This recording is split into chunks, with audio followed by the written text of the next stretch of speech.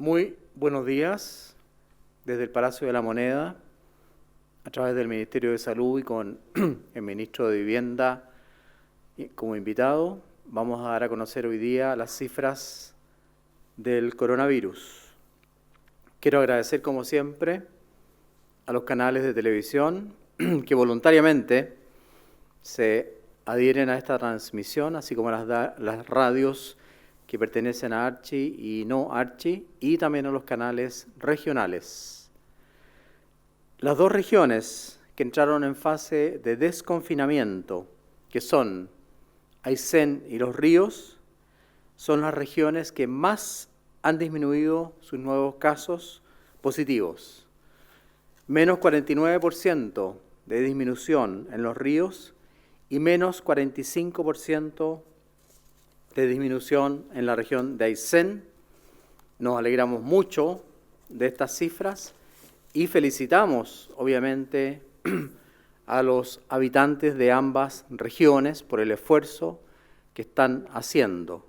Además, ahí la trazabilidad está al 100%. Tenemos trazados a todos los casos nuevos.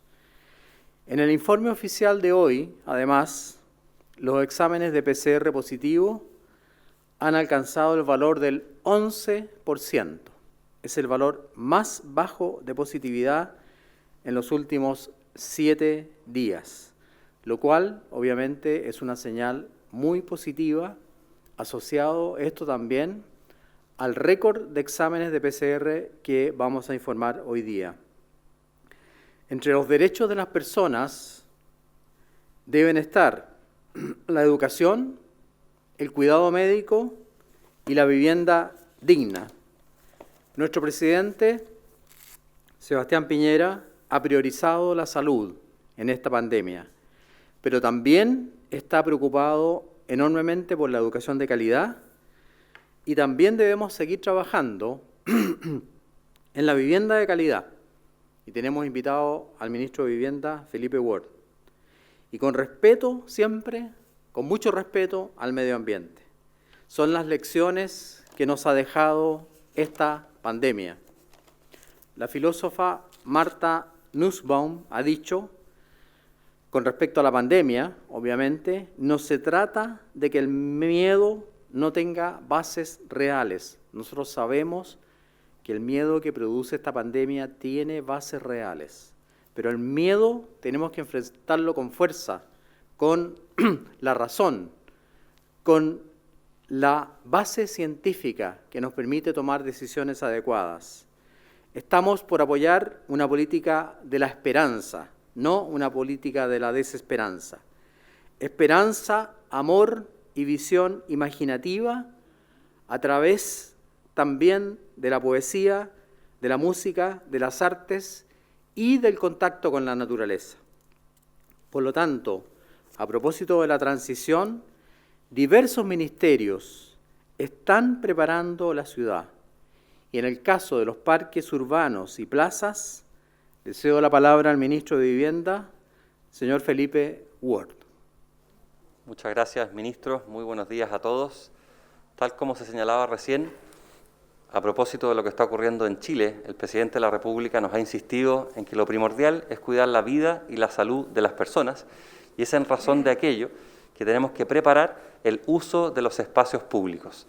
En virtud de esto es que el Ministerio de Vivienda y Urbanismo se ha coordinado con los alcaldes, que son los principales administradores de los parques urbanos y plazas, para tener información que le entreguemos prontamente a la ciudadanía en torno a cómo va a ser la utilización y la reutilización de los parques urbanos y las plazas. Para ello, hemos preparado, junto al Ministerio de Salud, a quienes aprovecho de agradecer su enorme contribución, un protocolo de manejo y prevención de parques urbanos y plazas. Nos parece muy relevante que se comprenda que esto es responsabilidad de todos. Lo que está contenido en este protocolo son recomendaciones, y hago hincapié y énfasis en esa palabra, porque el Estado, el gobierno central y los gobiernos comunales tienen un rol que cumplir, pero son las personas las que tienen que finalmente comprender que el cuidado de la vida y salud corresponde también a ellos. Es en virtud de este principio que en este protocolo, que hoy día va a estar disponible en minbu.cl, para todos los municipios del país, para todos los administradores de parques urbanos y plazas en Chile, de forma de que se conozcan cuáles son las recomendaciones, cuáles son las sugerencias, cuál es el contenido en materia de cuidado para los usuarios y para los trabajadores que está establecido en este protocolo. Estas medidas obviamente están pensadas para la utilización de los parques urbanos y plazas para comunas que se encuentran en la etapa de transición y de lunes a viernes, de acuerdo a las medidas generales que se han dado a conocer por parte del Gobierno. Lo que está contenido básicamente en este protocolo de manejo y prevención de parques urbanos y plazas tiene que ver con el cuidado de los usuarios. Nosotros seguimos pensando, y esto es un principio que por supuesto se mantiene, que el mejor lugar para cuidarse hoy día es en la casa, pero dadas las autorizaciones que se producen en las comunas que se encuentran en fase de transición para que las personas puedan asistir y estar y utilizar los espacios públicos y especialmente los parques urbanos y las plazas, es que queremos promover el autocuidado. En cada uno de estos parques urbanos y plazas va a haber señalética, y eso es algo que se establece en este protocolo, de forma de que los ciudadanos puedan informarse adecuadamente de cuál es, por ejemplo, el aforo máximo permitido, cuál es la capacidad máxima de personas que se va a autorizar en cada uno de los parques urbanos y plazas, que básicamente va a corresponder al 50% del aforo habitual que ocurría antes de lo que estamos viviendo hoy día en nuestro país. Hay una serie de medidas también pensadas en el cuidado de los trabajadores, pensadas, por supuesto, en la distancia física que tiene que existir entre las personas, y para ello estamos planteando una distancia física de al menos 1 metro para las personas que toman la decisión de ir a parques urbanos y plazas, y 5 metros entre grupos de personas. Nos parece fundamental recoger el punto que nos ha planteado muchas veces el presidente de la República: lo relevante es cuidar la vida y salud de las personas, y más allá de las responsabilidades y obligaciones que le competan al Estado, acá necesitamos del apoyo de las personas para poder reutilizar y reasignar los espacios públicos y volver a utilizar lugares tan importantes como los parques urbanos y las plazas. Vamos a dar a conocer hoy día este protocolo. En detalle va a estar en www.minbu.cl, de forma de que los administradores de los parques urbanos y plazas en todo Chile puedan implementar estas recomendaciones y sugerencias lo antes posible, de manera de estar preparados y listos para cuando se tome la decisión de reabrir estos parques urbanos y plazas para la ciudadanía. Quiero reiterar el agradecimiento a las autoridades del Ministerio de Salud. Quiero reiterar la responsabilidad que conlleva una decisión de esta naturaleza. Necesitamos del apoyo de las personas, necesitamos del apoyo de los alcaldes, lo hemos tenido, y el detalle de este protocolo que estamos dando a conocer el día de hoy, les insisto, va a estar disponible a partir de hoy en nuestra página web. Muchas gracias, ministro. Muchas gracias, ministro Ward. A continuación, pasamos al informe de los datos y de la información de hoy día con respecto a cuarentenas. Esta información la dará la doctora Paula Daza, subsecretaria de Salud Pública. Muchas gracias, ministro. Muy buenos días. Con respecto a la situación de nuestro país en las últimas 24 horas, queremos informar 2.133 casos nuevos, lo que da una cifra total de personas de 347.923 personas contagiadas, de las cuales 18.782 son casos activos, lo que da una cifra de casos recuperados de 319.954 personas recuperadas de COVID-19. Queremos lamentar, sí, el fallecimiento de acuerdo a los decesos informados por el DEIS en las últimas 24 horas de 75 personas, con lo cual la cifra total de fallecidos da 9.187 en el país asociadas al COVID-19. En relación a las personas hospitalizadas en una unidad de cuidados intensivos, son 1.555 personas, de las cuales 250 se encuentran en estado crítico. Y en relación a la red integral de salud, podemos informar que existen un total de 521 ventiladores disponibles. Finalmente, quiero decir que en relación a la red de laboratorios, que ya cuenta con más de 100 laboratorios que están informando diariamente, en el día de ayer se informaron 21.544 exámenes, lo que da un total a la fecha de 1.546.097 exámenes a nivel del país. Y aquí quiero aprovechar de hacer un reconocimiento a toda la red Esta cantidad de exámenes diariamente se debe a una red integral que está formada por los hospitales públicos, los laboratorios públicos, también por los laboratorios privados y también por un esfuerzo que han hecho las universidades para la implementación en estos meses de poder dar respuesta a la ciudadanía en esta toma de exámenes.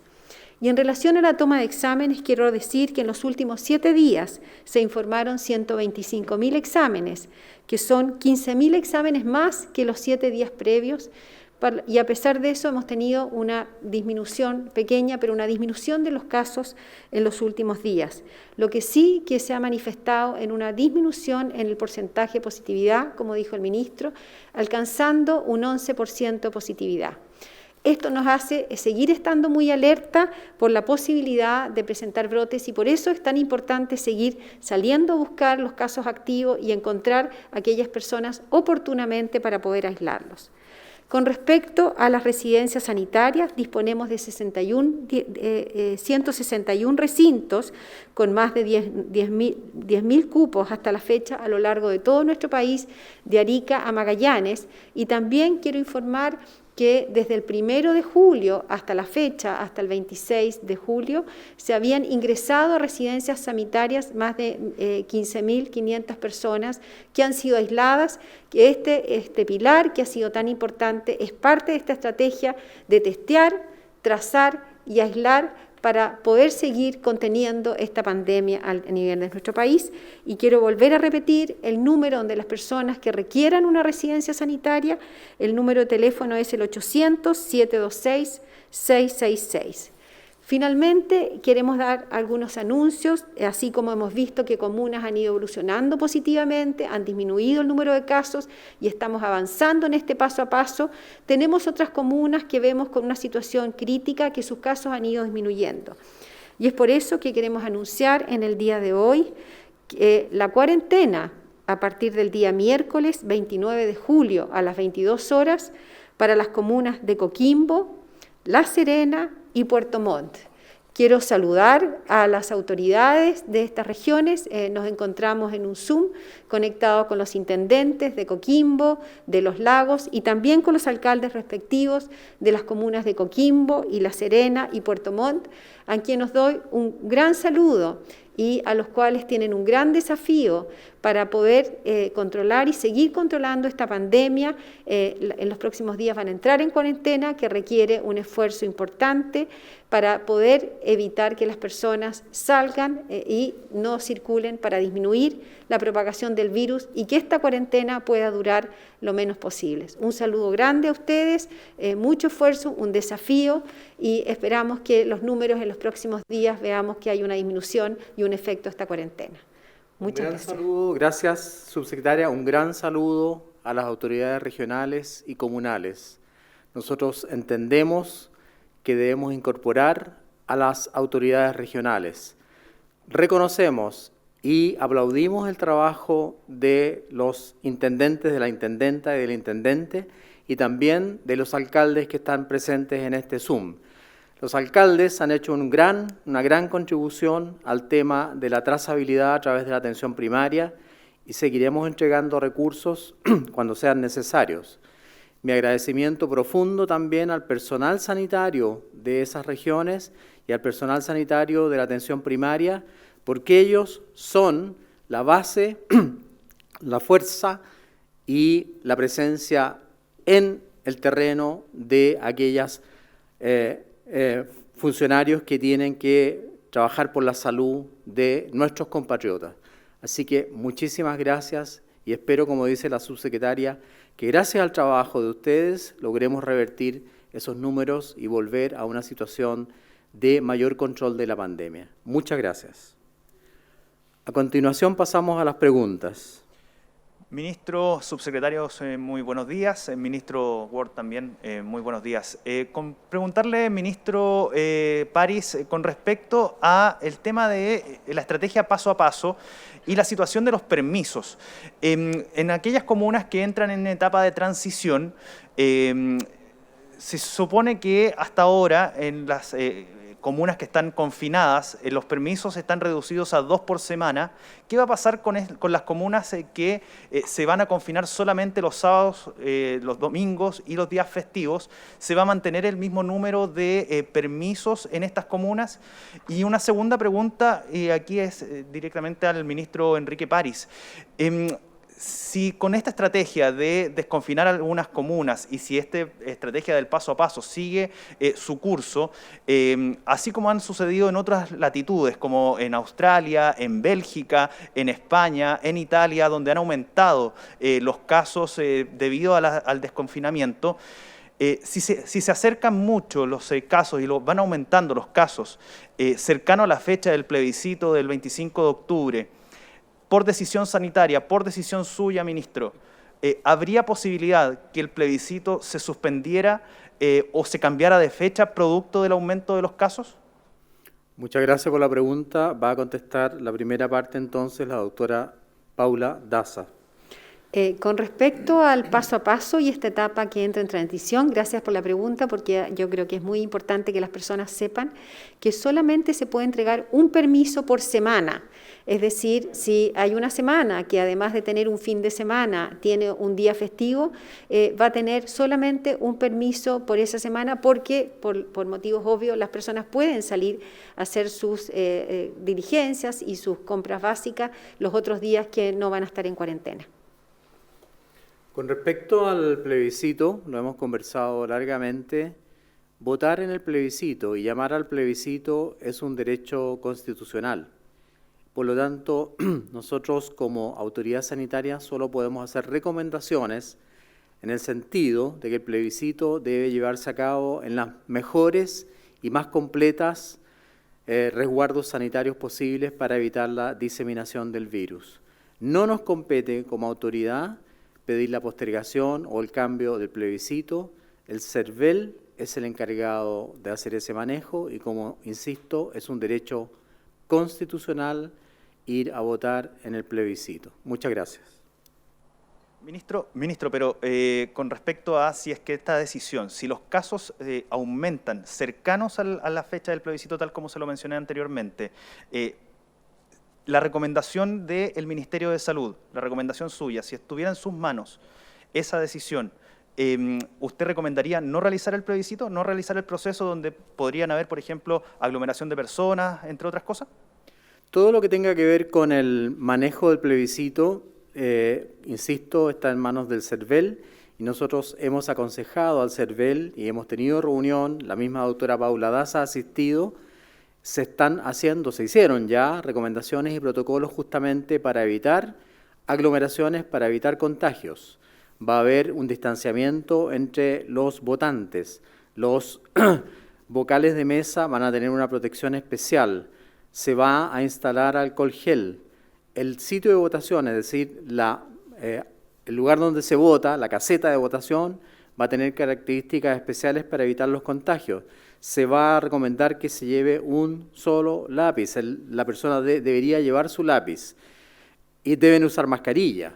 En fin, nosotros lo que hacemos es recomendar las medidas sanitarias para que no se disemine el virus durante el plebiscito. No nos compete a nosotros cambiar la fecha del plebiscito de ninguna manera. No es una prerrogativa del Ministerio de Salud. Muchas gracias. Ministros, buenos días. Subsecretarios también, muy buenos días.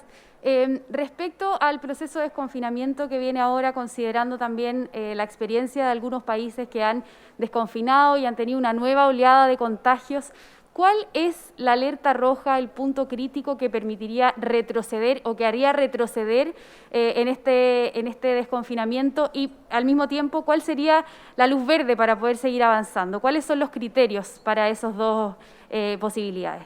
Muchas gracias. El subsecretario Zúñiga dará respuesta a esa inquietud suya. Muy buenos días.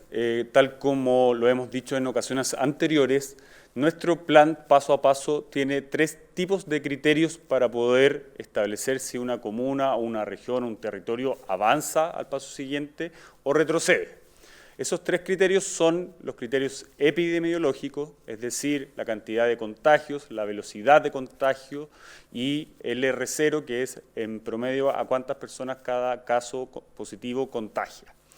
También están los criterios de trazabilidad, que son criterios de oportunidad, es decir, a cuántas personas se logra contactar antes de las 48 horas desde que son notificadas como casos sospechosos, y el segundo ítem de trazabilidad son la cantidad de casos positivos que provienen de contactos estrechos, es decir, de personas que ya habían sido previamente identificadas y aisladas.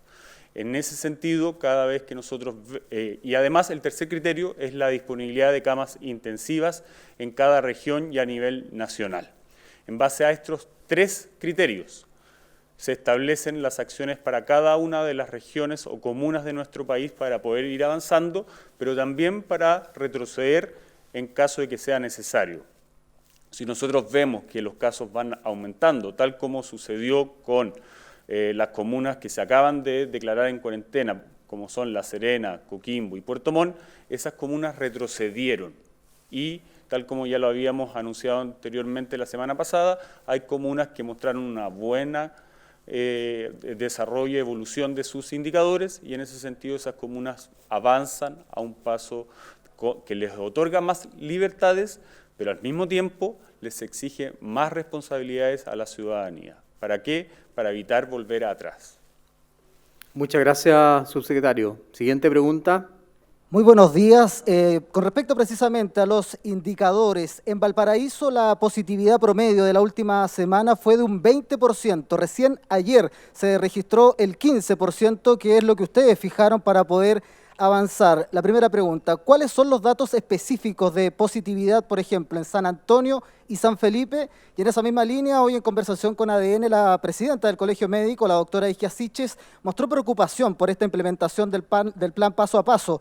Nuevamente, en base a datos del Colmet, cuestiona este 80% de trazabilidad. Dice ella incluso que se puede caer en un autoengaño con respecto a estos datos. Propone incluso un ente autónomo que audite precisamente las cifras de trazabilidad. ¿Cómo se responde a esto? Buenos días, don Manuel Palomino, de Radio ADN. La verdad es que nosotros estamos muy atentos a las opiniones de la doctora Siches y la doctora Elia Molina con respecto a la preocupación que ellas han manifestado, y obviamente vamos a reforzar al máximo el tema de la trazabilidad. Yo dije que en las comunas que hemos desconfinado justamente se nos ha hecho mucho más fácil trazar, aislar y detectar, y he dado los ejemplos de Aysén y Los Ríos, donde la trazabilidad está llegando al 100%. Tal como lo han dicho ambas facultativas, nosotros estamos preocupados por el tema y vamos a seguir preocupados, y si es necesario inyectaremos más recursos para obviamente hacer muy bien esa trazabilidad. Coincido con ellas, que cuando uno cambia de paso a paso es fundamental, y coincido con el Consejo Asesor, coincido con la doctora Aguilera, que es muy importante tener un gran control de los nuevos casos que aparezcan y aislarlos a la brevedad. Muchas gracias. Pero, ministro, con eso me dice entonces que a lo mejor este 80% que ustedes han hablado de trazabilidad no sería lo más correcto o certero, digamos. Y con respecto a San Felipe y San Antonio, ¿cuáles son los datos que hay ahí de positividad? El 80% es bastante certero y bastante seguro. Lo ideal sería llegar al 90% o incluso al 100%, como hemos llegado en Aysén y Los Lagos. Sin embargo, eso requiere un trabajo, como muy bien usted sabe, muy prolijo, con una gran cantidad de personas, y obviamente que estamos haciendo todos los esfuerzos. Hemos traspasado a los municipios una cantidad bastante importante en millones de pesos para justamente reforzar la trazabilidad. Si hay algunos municipios que todavía no han recibido eso, nos preocuparemos de que lo reciban de inmediato. Pero yo estoy seguro, porque la jefa de gabinete de la subsecretaria Daza me hizo llegar las cifras, que los dineros están entregados por los municipios en un 99% de los casos. Insisto en eso. Así que creo que podemos hacerlo. No dudemos, por favor, del trabajo que pueden hacer nuestros funcionarios del APS. Cuando ponen en duda el trabajo que hacen nuestros funcionarios de salud, tanto del Ministerio como de la APS, realmente me causa un dolor. Y les causa un dolor también a ellos, porque yo sé que esos funcionarios, con sacrificio, con entrega, con dedicación, están haciendo un gran trabajo en pos de la salud de Chile. Muchas gracias. Buenas tardes, ministro. Mira, respecto de lo mismo que decía usted recién, dice que un 99% de los recursos han llegado a los municipios. Bueno, esa cifra dista mucho del monitoreo que hizo el Colegio Médico, la Escuela de Salud Pública de la Universidad de Chile, la agrupación de médicos de la atención primaria, que dicen que solo un 19% de los centros refiere haber recibido estos recursos y solo un 28% cuenta con recursos de movilización para todas las actividades de testeo, de trazabilidad, testeo y aislamiento. A las dudas que ha planteado el Colegio Médico también se suman de otros expertos, ministro, por ejemplo, la Sociedad de Epidemiología, pero también han venido desde los expertos que asesoran al gobierno. Usted mencionaba el Consejo Asesor y bueno, la epidemióloga Caterina Ferrecchio advirtió que el Consejo Asesor no recomendó la apertura o este paso a transición hasta que el sistema de trazabilidad funcione en toda la región metropolitana. Entonces, preguntarle a qué expertos se está escuchando para tomar este tipo de decisiones y también, en ese mismo sentido, qué rol está jugando actualmente el Consejo Asesor, si es que pareciera ser que no se están tomando en cuenta las recomendaciones. Nosotros escuchamos a todos los expertos, jamás nos hemos negado a escuchar a nadie. Somos un ministerio abierto al diálogo y a escuchar diferentes opiniones. Ese estudio que usted nombra es de junio de la Universidad de Chile, de junio.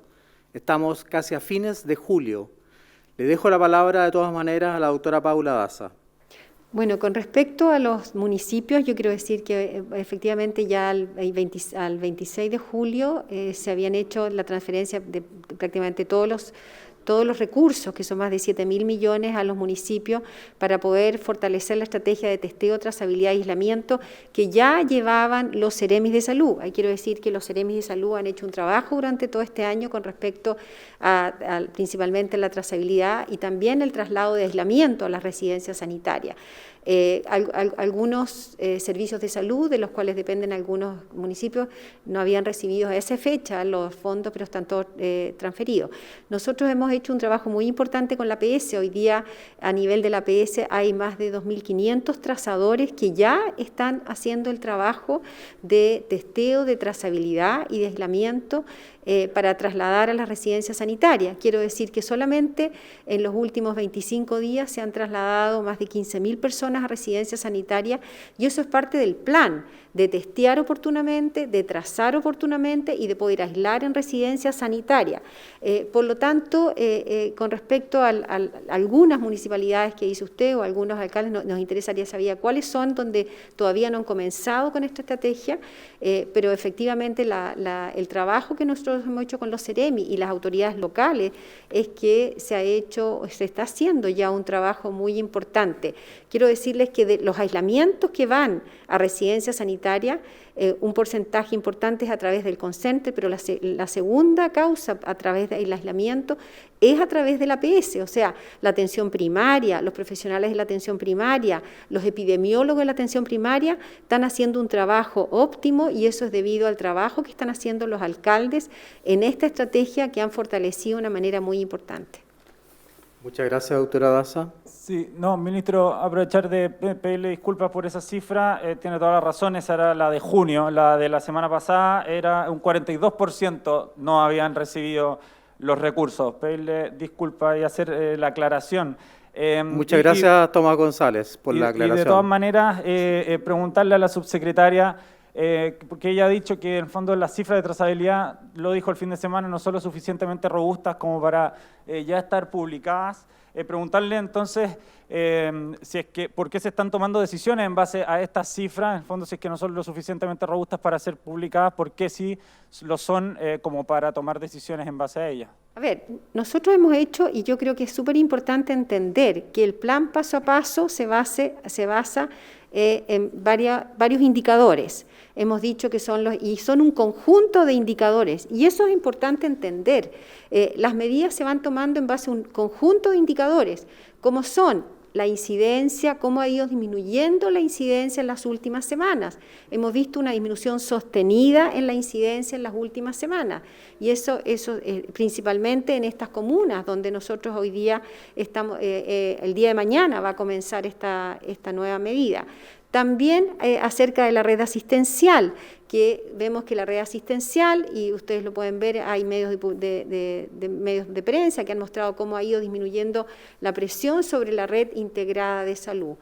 Y tercero, también acerca de la trazabilidad, de la estrategia, no solamente de trazabilidad, hay que entender que es una estrategia de testeo, de trazabilidad y de aislamiento, porque para poder trazar es importante entender que tenemos que testear de una manera importante. Y dentro de estos números, de estos datos, tenemos hoy día un grupo de datos que es para saber cuánto estamos trazando. Hoy día ya podemos decir que un porcentaje importante de los casos, yo no tengo la información de hoy día, pero estamos llegando casi al 90% en estas regiones, son porcentajes investigados en las últimas 48 horas, que más cerca de un 70% de los casos, no tengo el dato exacto, debe ser más del 65%, en estas comunas son casos que vienen de contactos estrechos y son cifras que nos han permitido todos estos indicadores ir avanzando en estos pasos que estamos hoy dando hoy día.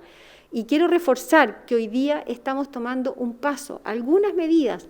Estamos manteniendo las cuarentenas los fines de semana y los días festivos, estamos manteniendo todas las otras medidas, estamos hablando de un toque de queda que parte a las 10 de la noche, estamos manteniendo cerrado todo el comercio, que estamos hablando de los cafés, de los tés, de los bares, los restaurantes. Estas son medidas que están tomadas en base, primero que nada, a el riesgo. Comenzar con aquellas medidas para que las que tienen menor riesgo e ir aumentando efectivamente que las personas tengan más libertades, porque estamos mirando también el efecto negativo que tiene hoy día la cuarentena en toda la población, del punto de vista sanitario, que es muy importante, como son enfermedades crónicas que no estamos controlando, enfermedades de salud mental, por lo tanto es una situación que está produciendo un efecto muy, muy negativo en toda la población. Muchas gracias, subsecretaria Daza. Muchas gracias, Tomás González, por reconocer su error. Creo que eso habla muy bien de su profesionalismo y hidalguía. La siguiente pregunta. Muy buenas tardes, ministros y subsecretarios. Hace unos días en el diario El Mercurio se mencionaba un nuevo escenario en los centros hospitalarios, y es que pese a la disminución de pacientes con coronavirus, la demanda de consultas sigue alta por casos complejos de otras patologías. Quisiéramos saber si existe un plan para ordenar el flujo de patologías no coronavirus que posiblemente comenzará a acudir en un mayor número en los próximos días a consultas. Muchas gracias al diario El Líbero. Responderá el subsecretario Zúñiga. Bueno, efectivamente sí existe un plan para poder atender todo lo que no es coronavirus y que a propósito de esta pandemia se ha tenido que posponer o atrasar. Ya nosotros sí realizamos cirugías de urgencia durante todo este periodo, pero obviamente necesitamos volver a retomar esta actividad que veníamos realizando hasta el año pasado. Y eso considera el uso eficiente de pabellones. Nosotros veníamos trabajando muy fuertemente en eso con cada uno de los hospitales para ver cómo se estaba realizando ese trabajo y aprovechar al máximo cada uno de los pabellones y de las camas que tenían. Ahora, a propósito del coronavirus, también vamos a quedar con un mayor número de camas y de infraestructura que también va a ser puesto a disposición de la ciudadanía, de los pacientes, para poder recuperar cuanto antes el tiempo que se han tenido que postergar estas listas de espera. A partir de la próxima semana se retoman los comités de eficiencia hospitalaria, comenzando fuertemente con los hospitales del sur de nuestro país que ya han ido realizando cirugías no COVID electivas. Estoy hablando del Hospital de Temuco, el Hospital de Osorno, que han vuelto a realizar este número de cirugía y que esperamos que prontamente lleguen al máximo que estaban realizando durante el año pasado. Vamos a comenzar con las cirugías que tengan mayor impacto, todas las cirugías oncológicas, pediátricas o que llevaban muchos meses esperando. Todas esas se van a privilegiar para poder atender a la ciudadanía. Además, cada establecimiento tiene un protocolo. ¿Por qué? Porque en caso de haber un rebrote, nosotros necesitamos reconvertir rápidamente todos los hospitales nuevamente en camas intensivas. Y para eso cada hospital debe armar un protocolo para que en 5 días podamos tener la capacidad máxima a la cual llegaron cuando estuvieron más exigidos. Y para todo esto ya hemos recibido recursos del Ministerio de Hacienda. El 15 de julio se aprobó un decreto modificatorio del presupuesto no COVID que aumenta en 175.000 millones de pesos el presupuesto de nuestros hospitales. Finalmente, hacer un llamado al Congreso para acelerar la tramitación del proyecto de la reforma FONASA, ¿ya? Este es un proyecto que, al igual que el auge, que el GES, establece límites de tiempo para cada una de las cirugías. Es decir, el mismo plazo que, por ejemplo, una cirugía mayor de 65 años, cirugía de cadera, tiene un plazo establecido en el GES, bueno, para todas las cirugías que no son GES y que llevan meses esperando, esta reforma FONASA les pone un tiempo. ¿Con qué objetivo? Con que todas las personas, al momento de indicárseles una cirugía, sepan el día que las van a operar y podamos terminar de una vez por todas con las listas de espera. Ahora más que nunca los pacientes necesitan de esta ayuda, ¿ya? Y durante los últimos días hemos visto que el Congreso, cuando puede tramitar un proyecto de forma rápida, lo hace. Y es por eso que yo les hago un llamado a las personas que están en el Congreso, a nuestros parlamentarios, para que se pongan la mano en el corazón y piensen en cada una de las 296.000 personas que están en lista de espera para poder aprobar esta reforma FONASA lo antes posible. Muchas gracias a todos los periodistas, a los medios de comunicación, a nuestro equipo comunicacional de La Moneda. Seguiremos con el paso a paso, pero cuando haya que tomar un paso atrás lo haremos también, porque reconocemos los brotes, pero nosotros estamos por la política de la esperanza, estamos por la política del futuro, por la política de una visión a futuro para tener un mejor país. Buenas tardes.